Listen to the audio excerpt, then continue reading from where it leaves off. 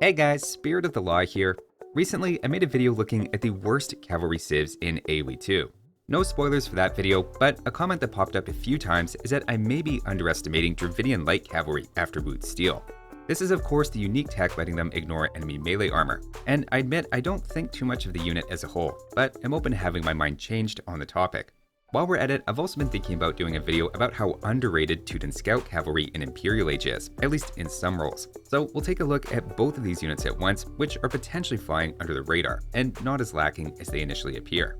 To start with Dravidians, their light cavalry line is missing a ton of upgrades, lacking bloodlines in the final armor hurting their durability, husbandry making them slower than usual, and of course Hussar, which helps in a couple of ways, but most importantly adds 15 HP.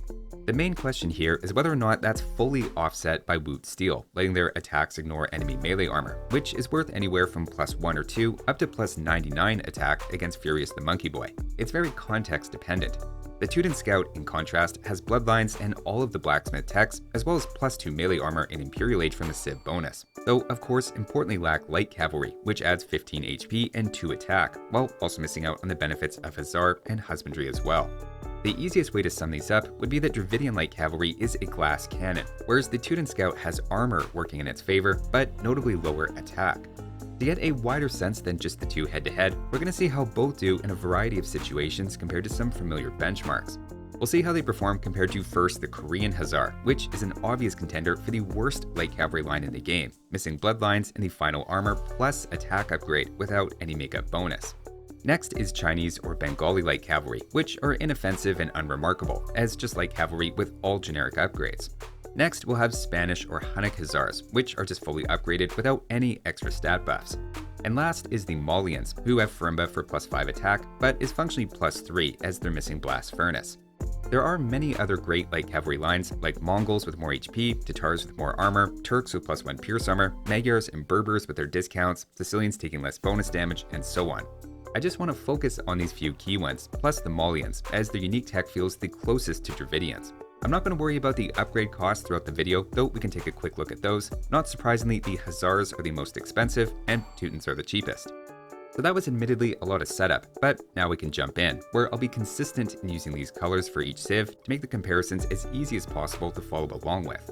To start, we'll see how they all perform against ranged units, which is obviously not where we expect our two heroes to perform their best, but we'll see how they keep up. Starting with skirmishers, countering these is a major role of the light cavalry line in Trash Wars, or even as just a component of your army, usually taking 1 damage per javelin and exploiting the skirmishers' minimum range. We get out to an inauspicious start here for Dravidians though, with them taking just 20 skirmisher javelins, even fewer than Korean Hussars, and less than a third of even the Teuton Scout. The most durable is of course the fully upgraded Hussar, which is almost 5 times as tanky as Dravidians. Dravidians are also the slowest one here, as Scout Cavalry is technically a little faster, and the others all have husbandry. On the flip side, once they engage up close, the Maulians and Dravidians require just 4 hits instead of 5 or even 6 in the case of Teutons and Koreans. For that reason, I think we can say Koreans are definitely the worst in this situation, followed by Dravidians, Teutons, and then the others, with Maulians finding the best mix of tankiness and damage. Next, switching to the Arbalester, again Dravidians are taking the fewest number of shots, at just 10, compared to a fully upgraded light cavalry's 20, and going up from there. The Teuton Scout is lagging a bit at 17 shots, but again manages to eclipse the Koreans. To try to combine tankiness, speed, and attack together as a single data point, we can have these units charge down an Arbalester, and see how much HP they end up with. Dravidians and Maulians take out the Arbalester at least 1 attack sooner than the others. But again, the Dravidians barely come out better than the Koreans, and even lag the Teuton Scout in HP left over. Worth noting is that Arbalesters have the same attack as town centers, and the ability to absorb as many arrows as possible helps a light cavalry line be annoying during raids. It's clearly just not something the Teuton Scouts, and especially Dravidian light cav, are going to do quite as well. You might expect the Dravidians' extra attack then to take out a villager a bit faster, but they actually take 4 attacks, the same as any fully upgraded light cavalry or Hussar. In this case, Koreans and Teutons definitely lag behind though, both taking 5 attacks, meaning they're just that much less effective at raiding. In this case, as with Arbalesters, I think Korean Hussars are bottom tier, followed by Dravidians and then Teutons, with the other 3 actually surprisingly interchangeable. So far, this is with ranged units and town centers in mind though, and is largely what I was thinking about in not giving Dravidian light cav a whole lot of credit. The main things I want out of light cavalry are 1. Raiding villagers, 2. Resisting town center fire, and 3. Mopping up skirmishers. And in this case, I'd say the Teutons are doing that better than expected, with Dravidians floundering. But in the interest of going a bit deeper, let's expand this to see how they all perform against melee units. One you'll run into pretty commonly is the halberdier, either as a counter to your light cav, or as just part of an opponent's army composition, maybe protecting some siege. One comment suggested, for example, that spamming halberdier against Dravidian light cav is a losing play, which seems like a bold claim, but let's take a look. First off, we have a very large divide between the bottom and average tier. Teutons, Dravidians, and Koreans all take just 2 hits from halberdiers, whereas the average to above average stand-ins take 3.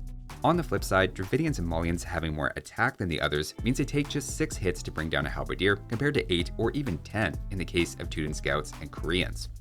When you put this together, actually fighting halberdiers one-on-one, by far the best result is for Maulian light cavalry, who can almost trade evenly, with Teuton scouts and Koreans doing the worst. Notably, our Dravidian light cav is still worse in this situation than even a generic light cavalry with all upgrades.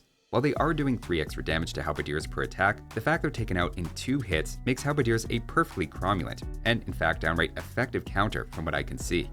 Any balanced test of resources or even population is going to be total domination for the halbs. To expand things out against another late game infantry with the champion, they have 1 base melee armor, so the Dravidian light cav becomes the hardest hitting out of our set.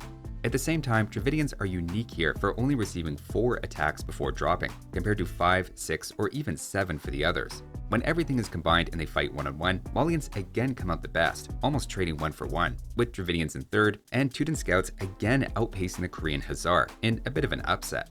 Now, arguably the fact that Dravidians are keeping up with fully upgraded light cav despite missing bloodlines and an armor upgrade says some pretty good things about Wootz Steel, and this is the best they've looked so far, while Teuton scouts' lack of attack is finally starting to catch up with them in melee.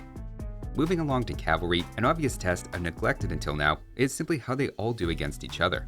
Across the top row, we have Teuton scouts against the others one-on-one, and across the bottom are Dravidians. I find both beat the Koreans, who are definitely starting to look bottom tier in melee, followed by Teutons, Dravidians, and then generic light cavalry as we work our way up. We'll combine all these lists at the end, but I think this does a nice job of ranking them in melee at a glance. One thing admittedly working against Dravidian's Wootz Steel here, and in other fights as well, is they've been up against units with 0 or 1 base melee armor, which isn't really letting their armor ignoring ability shine. To that point, now let's try them against Cavaliers, who have 2 base melee armor. In this case, Maulians still come out looking the best, getting the Cavalier down to 61% HP, with then Dravidian light cavalry basically matching our fully upgraded Hussar at around 70% HP, and Koreans and Teutons tying at just 86. In this case, both of our units of interest I think are doing pretty well, and for a scout to keep up with a Hussar, even a bad one, is kind of impressive, and the Dravidian's unique tech is also offsetting the lack of 2 key upgrades. It's basically the same story against Paladins, which is maybe expected, given Paladins have the same melee armor as Cavaliers, so it's just a slightly more one-sided version of what we just saw. Now, I don't want to give the impression this is ever a good fight. Even outnumbering Paladins 2 to 1, Dravidian light cavalry is cooked.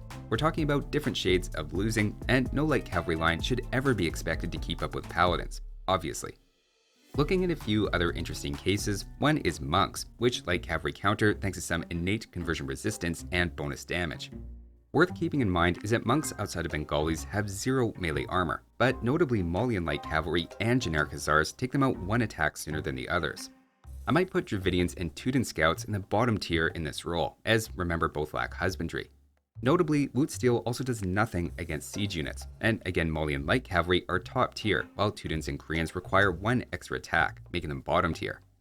Now we can't finish though without at least trying to showcase the strength of Wootz Steel in all its glory. So now let's take a look at 2 very high melee armor targets, where as I even acknowledged in the worst cav video is how Dravidians can make a name for themselves. Against the Boyar, where most light cavalry and Hussar need 150 attacks to bring them down, the Maulian light cav needs just 30. Which sounds pretty amazing until we look at Dravidians, who need just 14. The Boyar still has 2/3 of its HP left, but it's a lot better than the 95% plus for many of the others. The results against Teutonic Knights are then even more extreme, where all of these units take 100 attacks to bring it down except the Dravidians, who do about 10 times better. They can almost half defeat the Teutonic Knight, and is the best possible light we can put them in.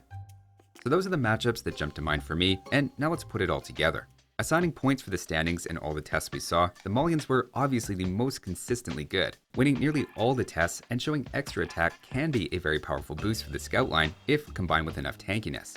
This was followed by fully upgraded Spanish Hussars, with then basically a tie between Dravidians and Chinese fully upgraded light cavalry, excelling in slightly different contexts.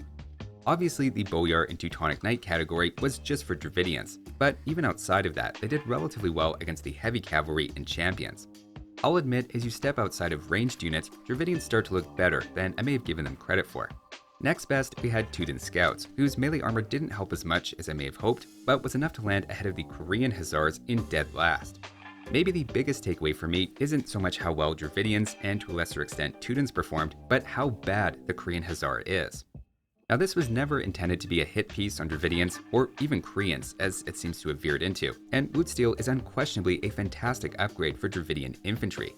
I've just found Dravidian light cavalry isn't good at the things I want from light cavalry, but I'm starting to see why in some situations players would say they feel Dravidians holding it better in melee than expected. That'll do it for this one though. The Age of Mythology Early Access is starting this week, so I'll probably be focusing on that for the next few videos, and then get back to some AoE2 stuff. Thanks for watching, and I'll see you next time.